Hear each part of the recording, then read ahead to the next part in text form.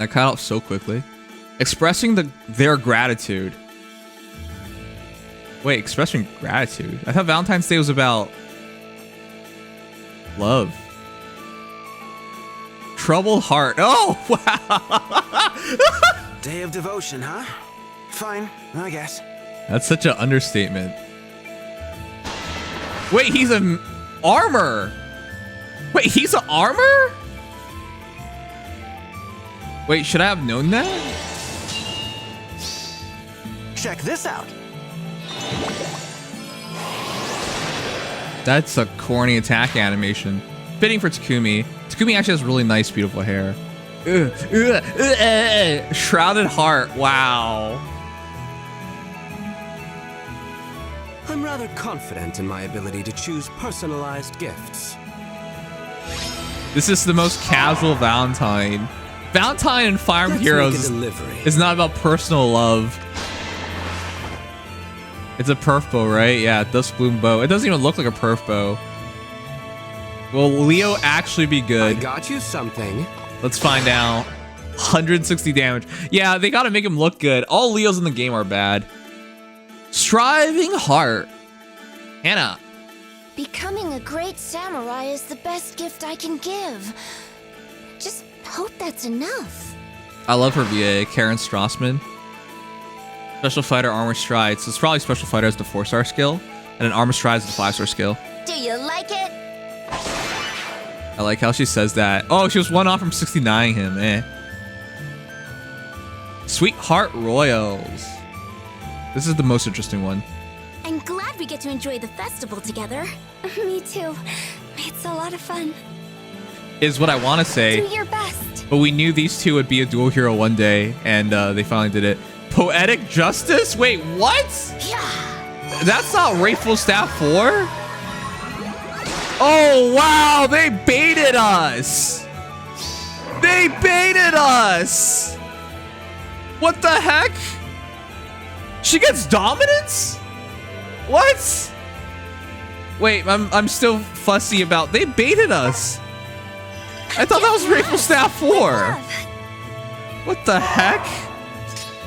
So maybe healer meta isn't back. Well, please be careful. It was never there, but please accept this. I guess we'll see if Holy Pressure is inheritable, but still, Wraithful Staff 4. What? It's not real. We were baited. Oh my goodness. Way to play with our hearts.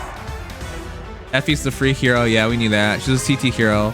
Begins February 7th and goes until March 7th. So yeah, it'll go. And then yeah, Hana's your 4-star hero. So it'll go a month. Not that you should even pull for this. Hey, I'm sorry. A Hero Rise is coming up. You should save your orbs. All right, chat. What did you think of the Valentine's banner? If you might not have noticed, I had zero surprise. Because, well, we were surprised by Wraithful Staff 4 not being real. But we had zero surprise because this banner was already 2 parts. First, it was leaked, but I ignored the leak, so I didn't even hear about it. But secondly, it was in the Fate channel, so we already knew it was going to happen. All up to them. Some hero stats we already knew as well. Updated heroes showing up as well. Anyways, did you guys want a Fate's Valentine banner? I'm being honest here. I'm sorry. It's just when I think of love, and when I think of Valentine's Day, when I think of Takumi, no. When I think of Leo, heck no. I would not think of these two remotely. Would I think of Effie? No. Would I think of Hana? No. Would I think of Elise or Sakura? I think they could pull it off, but like wouldn't be one of my first choices. Like it's such a weird manner of weird choice of heroes for a Valentine banner is what I want to say. Now, they'll probably impress us, and we were due for another Takumi and Leo. The last time we got those two were like several years ago. Takumi more than Leo, but doesn't matter. Leo, for a hero with so many alts, Leo's the worst one. Consistently terrible is what Leo is. So yeah, not very exciting in my books. And of course, as somebody who's saving orbs for a Hero Rises, I mean, the Red Dream, is the Red Dream going to be strong and real? We'll see. but just in case, save up, I don't know, at least 600 orbs for it, because you got quad sparking for it. With all that said, though, the big one was about Elise, dual Elise. At least for now, we know she has dominance, which is ridiculous. I've never thought of Elise being able to dominate anyone, but all right, cool. We'll go over the heroes. Anyways, Dawn Sweet Box Slaying. At start of combat, if unit's HP is 25% or above, all stats plus 5, attack speed -4, and attack speed -X on foe during combat. X equals number 3 times number of allies in 2 spaces of unit whose attack at start of combat is greater or equal to unit's attack -4, max of 6. Okay. Why? And also the following effects will occur based on the value of unit speed minus foe speed if greater or equal to -4 of said speed. Reduces damage from foe's first attack during combat equals 30%. If greater or equal to 0, when unit deals damage to foe during combat, restores 7 HP to unit, even if 0 damage is dealt, so if he doubles, it's 14. If greater or equal to 4, foe's attack can trigger foe's special, and unit has weapon triangle advantage, inflicts special cooldown charge +1 on foe before foe's first attack during combat. You know, Takumi is actually really friggin' good. I'm gonna be curious if people actually give a damn, though. It's Takumi. It's Takumi after all. You're so used to following off Takumi. Man, this guy used to be S tier, so maybe this will be his return to S tier with his Valentine variant. But yeah, that looks like Dual Duma Light, right? He has to have weapon triangle advantage to take away their instant specials. And instead of Dual Duma idea of res, he's using speed. That combination Savvy Fighter with his inherent Dawn Sweep Box, manipulation and speed. He gets a lot of speed. And then of course he has Slaying. Wow, that's such a goofy character. This is not what I expected whatsoever. Alright, he has Swift Spans 3, Savvy Fighter 3, ASFAR Save 3. So yeah, finally ASFAR Save is here. I don't know why they didn't just release this with... No, I'm serious, chat. When it came to Senate Fjorm, why did you not release ASFAR Save? That really made no sense to me. But yeah, it's a simple understanding kit. So for the second time in a row, I think we're going to have special Takumi, a special hero Takumi that's supposed to be a mage killer. Like the last one we had was the New Year Takumi, I think. That was quite a while ago. But the same idea, but this time he's a far save unit. And he utilizes speed. I guess the last Takumi didn't have speed. So yeah. It's a good combo, but I don't know. We're so saturated with like these top tier savior units. Yeah, it is good at least that ASFAR Trade has been introduced. Takumi's weapon's confusing, but he has dual Chrom counter, even though he has armor. Yeah, he is blue, so he has a good counter. You're right. Him being blue specifically means dual Chrom, even if he does, you know, trigger his assist skill, it doesn't give him an instant special against him, so that's interesting. Yeah, and he should outspeed him, so nice. Yeah, it's interesting how you point that out. I think that's very specific. In the current meta, that's something that a lot of people are worried about. Oh, and thanks, Shima. Alright, but next we have Leo. Green Archer Cav. Max Middleman is the voice actor, and Kano Akira is the artist. Does anyone like his art? As always, Leo has no bulge. Man, why is it in Fates you have 2 poor siblings? Poor as in like not very. Man, I think Takumi and Leo are pretty unlikable. Well, I don't know. Somewhat, you're going to cause people to riot here, but when I thought about it through all these years, I used to do a Fates playthrough. We never finished it on stream, and prior to that, I bought Fates for my 3DS. Obviously, I bought Conquest. I always found Leo very unlikable. I know he has his reasons, but I always like Xander more, and then of course I always like Ryoma's more as well. It's funny how you get like one unlikable brother on both sides. Takumi is just angry. Well, I didn't like either, so. Every family has a Meg. That's a good way to word it. Alright, Takumi, if nothing else, is good fodder. But he's probably looking for a mage that can auto double, so. Oh, chat, I think. Actually, no, I don't think. No, I don't really know. Who would use this combination of remote mirror and AD far trace? I really can't think of a character that would like that combo.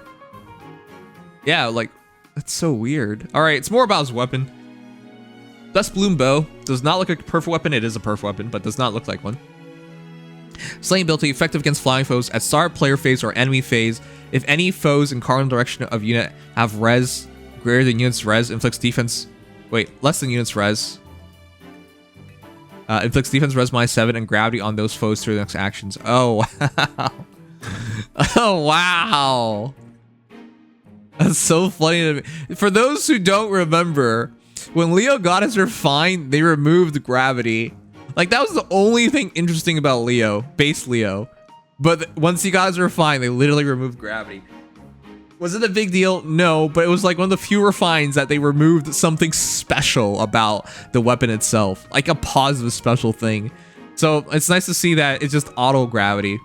It's cardinal direction though, so it's a straight line, mix across. But that's pretty good. Instant gravity, he's a mobile wait, we haven't seen this since like Thor. But he's a mobile that structure. Why am I not remembering right now? The tactics room from Ether Raids. That's idea. It's not bad. It's something we've been missing. So that's actually really useful in a lot of modes. You always think this is not a big deal until you get hit by it. Same thing against like fighting Claude, for example. You don't think gravity's a big deal until he hits you with it. If unit shifts combat or is within 2 spaces of an ally, grants all stats +5 to unit during combat. Okay, that's easy stats. And the following effects will occur based on the value of unit's res minus foe's res. If greater or equal to 1, makes a guaranteed follow-up attack. That's easy. He should out-res his opponent's easy. If greater or equal to 4, unit deals damage equals to 20% of unit's res during combat. Yeah, I'm pretty sure you guys already mentioned that during the channel, that he was doing damage scaling based off of res. And if greater or equals 7, and unit initiates combat, neutralizes effects that prevents unit's follow-up attacks. Okay. He has partial knockfall and reduces damage on foes' first attack during combat by 30%, and he has remote mirror for another 30%. Actually, he looks like he's a... Why did they give him remote mirror? Chat, what do you think is a good A slot for him? I'm actually very much not a fan of remote mirror then. To be clear, remote mirror is really good, but he's clearly a dual phase archer as a result. Losing 10 res is not what you want to do, so this is not actually ideal for him in his A slot. Likewise, AD Far Trace, actually it's fine, but maybe he was looking for a RD Far Trace, which is an incredibly weird trace skill, but he would use it pretty well, considering how he needs to out-res his opponent. Huh, this is very interesting. I think it might be Catch and Menace. He doesn't get the last effect unless he initiates? Yeah. But I'm still saying I would still be using him on dual phase. Because that's what I'm going to expect. What, 42 res minimum, 44 res is what I'm looking for. There's no reason not to use him on both phases. Because you want to position him in cardinal direction, I got to keep in mind all the stat effects, not just... It's actually kind of lame when people just point out, hey, it's only if it initiates and you lose this one effect. That doesn't mean the character is no longer like a good dual phaser. If you go out of your way to get an attack, you may not necessarily have enough positional usage left with the Far Trace to set up the gravity well enough. So it actually is... It's actually quite an interesting character because he has a lot of utility. He can be a good Mage Slayer. And he can also be a good gravity user. But going out of your way to attack a hero can mean you're out of position for a good gravity.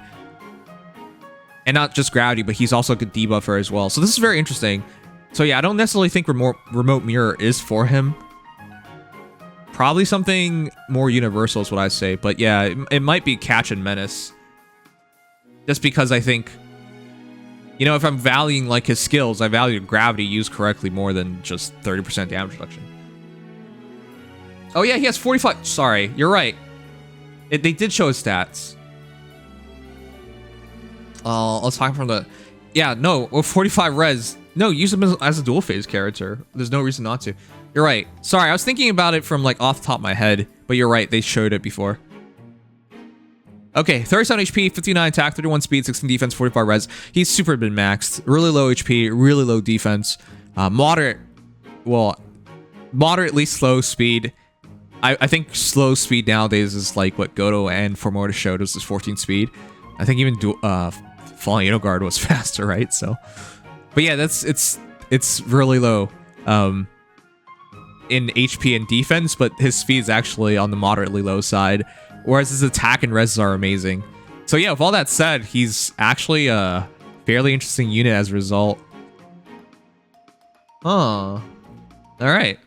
He used gravity on the blue flyer, and because of the way he uses his gravity, yeah, I think Catch X Menace is probably the best thing he can do. Obviously, his base kit's not bad if all you care about is initiating, but I think you get a more complete hero if you go for Catch X Menace. Gravity triggers in both phases. You can gravity one column in player phase and movement and gravity another column in enemy phase. 2 columns gravity play. Oh.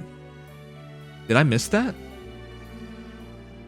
That's something they've been doing a lot more recently. Leo's weapon and kit makes him scary, and I appreciate how they made him go full circle with his Brunhilde in a way, but stat-wise, he's Leo for the 4th time like Soren Lul.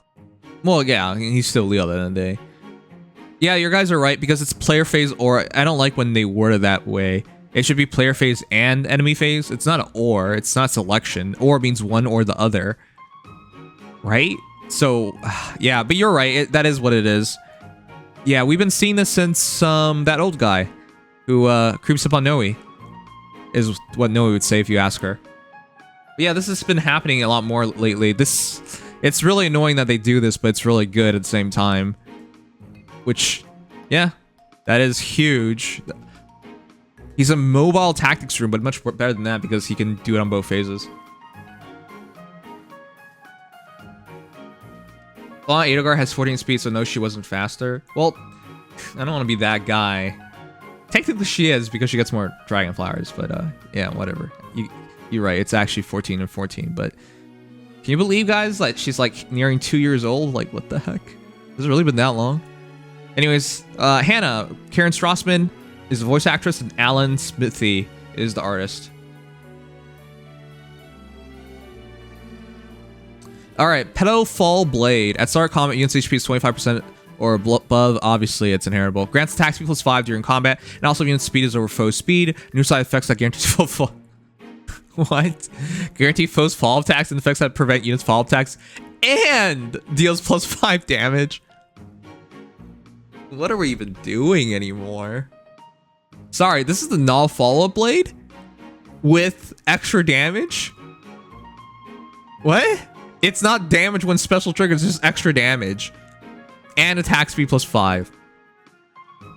What are we even doing anymore? It's the NFU sword. It's... Karen what? Strassman. Karen Strassman. The rumors of Karen Strassman being blacklisted from Fire Emblem were greatly exaggerated. How do I ban you from making donations? So, anyways, the idea I was trying to like talk about was, it feels like once they made Rearmed Heroes, they realized, hey, we're not even remotely close to catching up to rearmed weapons and their usefulness, and so we gotta go even further with our heroes. And that's what it feels like they did. They went so far here to go make Petal Fall Blade. Normally, it would just be like attack speed +5 and all fall, but the extra 5 damage, it might not feel like a lot, but it actually is a lot. That is a huge difference maker. She now just does 10 extra damage, basically. Yeah, and it's dual phased. It's such a weird thing to do it this way. But that's huge. Is that the best accessible, quote, accessible weapon out there now? Sword, obviously. Is that the best sword available for characters without a perf? Obviously outside of Arcane Weapon. So Arcane Eleanor is slaying, attack defense -6, unit makes guarantee fall attack, and foe cannot make a fall attack. That's actually basically null fall. Do not mistake that. As null fall, if you outspeed your opponent, that becomes an all-follow-up. Essentially how it works. And full cannot make a follow-up attack, inflicts special coolant charge -1 on full per attack. You know what? They're actually quite close. The arcane weapon is 16 might versus 14 might. It has slaying. Its attack defense -6. However, Pedal Blade is attack speed +5. And they're essentially both null-fall if you outspeed your opponent. And you shouldn't get mistaken because attack defense -6 and 16 might, you're like, okay, so it does more damage. No, it doesn't, because you deal 5 extra damage here. Now, I think you have to outspeed your opponent, but that doesn't matter. I think you're going to, is the idea of a blade like this. So essentially, the arcane weapon is +8 attack, and this is +10 attack. And then it's defense -6, and this is speed +5. And then it's null follow-up and null follow-up. So the advantage is slaying. That is close, though. Now, you don't have guard, but that's the only thing you're lacking. That gets pretty damn close. I think this is the best sword for, obviously, faster heroes, but the best free-to-play or easily available weapon. That's actually insanely good. You know what? Wow. That's crazy. Now that I think about it, hey, we got her last Christmas, Manuela, Manuela with Savvy Fighter and Pedal Fall Blade. That would not be a bad combination, would it? You get more attack, you get more speed, you get null follow-up as an armor, and then you deal extra 5 damage on top of that. That's actually not bad at all. You can probably, and of course, you can get Armored Stride. No, you can't get Armored Stride. You can get 2 parts of Armored Stride. Damn it. That's the only thing. Damn. They should, that's one of, okay. That's one of the things I was looking forward to from the Fate Channel announcement chat for our 6th anniversary. I was hoping, hey, they were going to bump up Scale Inheritance by 1. Which, before someone says, like, that's impossible, why would they ever do that? They've already done that. It used to be 3, and it became 4, and I was hoping from 4 to 5, because a lot of kits nowadays, you end up with these weird, awkward positions where you can't get both. But technically speaking, you just pull another one, and then you can just get Armor Stride from the 4-star Hana, and then you just get Pedal Blade and Armor Stride 3. Okay, so that, yeah, it could be pretty interesting if you do that. Anyways, in terms of this kit itself, yeah, Special Fighter is good, Armor Stride 3 is good. There's not much to say. It's just whatever. If you're serious about her, you can make her in all sorts of different ways. But honestly, I'm thinking if you were serious, you'd probably just make a Manuela, because I think she'd be a better user of all this. Because essentially, I think she's going to be a power creep Manuela. I agree.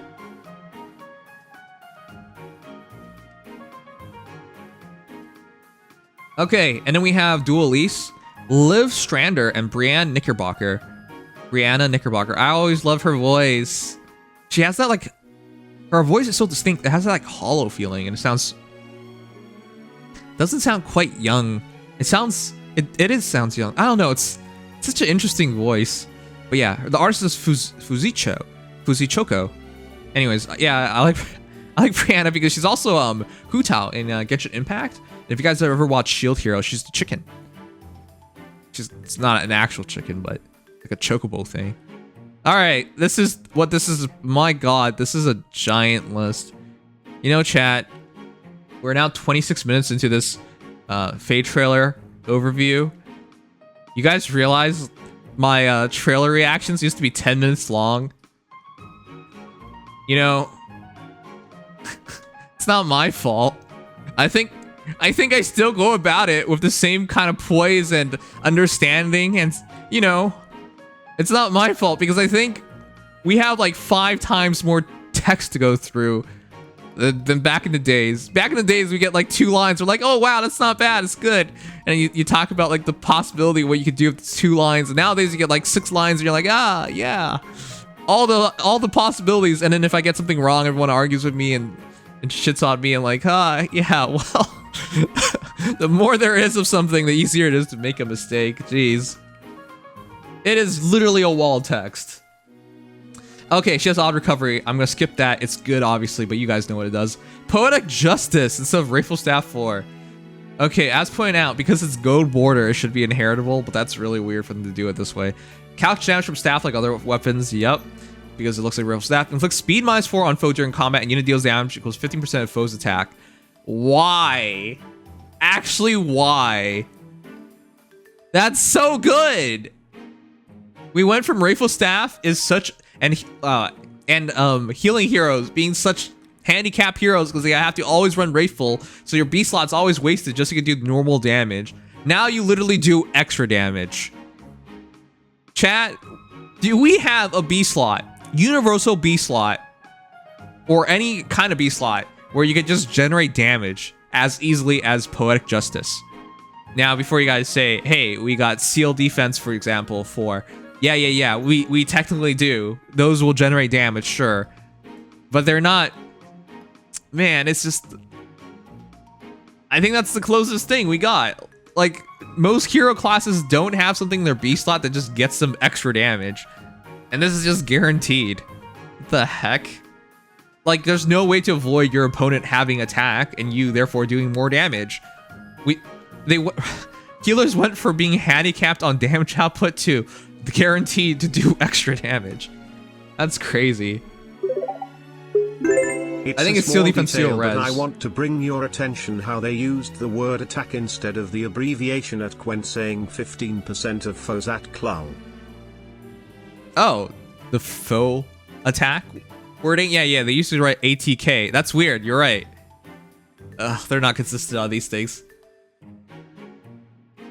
Special spiral for, come on, man, that's a technicality. The dragon B slot, technically, yeah. Dragon's Wrath, yeah. Hey, I'm the one who's sleepy and having trouble remembering names right now. You actually have to remember the names. Attack speed catch 4, you guys know what it does. Fair enough. Now, does she generate penalty? I bet she does. Oh wait, she does because those are her dual skill. But let's see our staff generates penalty. Dusk Dawn staff, foe cannot counterattack, slaying ability. Max cooldown count value cannot be reduced below 1. Wait, what? Why would they write that? Is there a reason to write that? If unit shoots combat or is within 2 spaces of an ally, grants attack speed +6 to unit, neutralize effects that prevents units follow-up attacks. Okay, she has partial and follow-up. Grants special cooldown charge +1 to unit per attack during combat. What? And after combat, unit attack inflicts status on target and foes in 2 spaces of target, preventing counterattacks through next actions. What the heck? This is a load of garbage. This is a load of garbage. Why is she so good? Get this out of my face. She basically took staff healers, like in terms of most damaging healers in the game right now, it's basically Young La Rochelle and crud, I'm forgetting her, but there's basically only 2 and they don't even do remotely this much.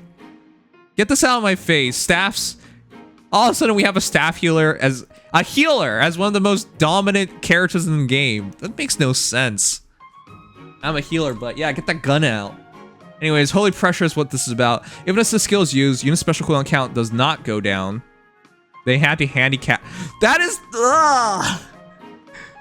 So, for those who don't remember, if you use a healing skill, your special in fact drops down because the idea was, you know, it's healers don't have offensive specials. So they're like, okay, we're not gonna make this even more cheaper. Say you change from return to restore, and all of a sudden she just keeps healing every turn, like removing debuffs, and all of a sudden you got instant Holy Pressure. Like, so I understand why they did that, but like, you're kind of forgetting why you originally did that. You know, why healers can heal and reduce their special cooldown. All right, when special triggers, boost damage by 45% of foes' res. So she is boosting her damage output with Poetic Justice by 15% of foes' attack, and then 45% of Holy Pressure. That is such a weird thing. The more res you have, the more damage it does. And if this special is triggered during combat, it inflicts gravity? No. That's not okay. None of this is okay. If it was just gravity by itself, I'd be like, I already wouldn't like it, but Dust Dawn Staff means you can't counterattack, so that the Candlelight effect. Why? Okay, that's crazy. So you can't counterattack stuff she attacks, and stuff she attacks has gravity dropped on it.